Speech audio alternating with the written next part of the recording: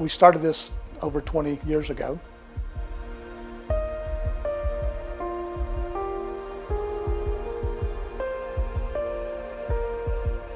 Early on, when I was president for Habitat, my job was to recruit all the churches that we could to be sponsors. And Highland Park was one of the many that we recruited. Well, there was a core group of individuals that had been very involved in Habitat that were also church members, and we formed this committee and we named it Carpenters for Christ. And we said, you know, we ought to really try to do a Habitat house. We think that'd be a good idea. And Doug Reinelt, who was very involved at Habitat at the time, knew that Phil Wise was active, and he said, well, let's go talk to Mark Craig. And we told Mark of the history of Habitat, how successful it was, and of course abroad in the United States, but especially in Dallas. And he knew about Habitat from his former church, and he was very supportive of the concept. Mark Craig was doing a sermon series, and he talked about looking south. And I'll tell you, on this day, there's only one direction that God calls us to look, and it's to the south. It's to look to the downtown, look to Fair Park, look to South Dallas, and ask the question, who will speak for Christ? Who will lead the poor?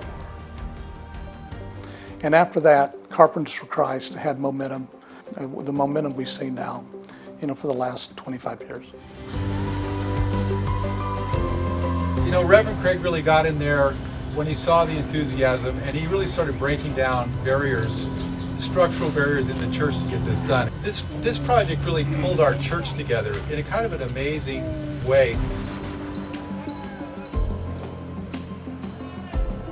You know, when I look through all this old footage of all the work that we've done, it really is a wonderful, wonderful expression of both our past and a long legacy of looking south and doing great things for the city, but also an acknowledgement of the future, that our current generation wants to embrace that past, pick up that mantle, and keep doing great things.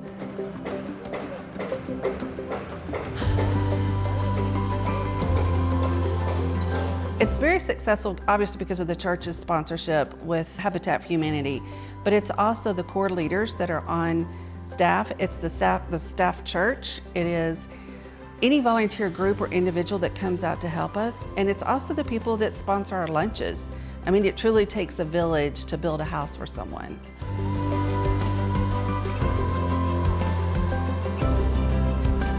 There are people along the way that held it together.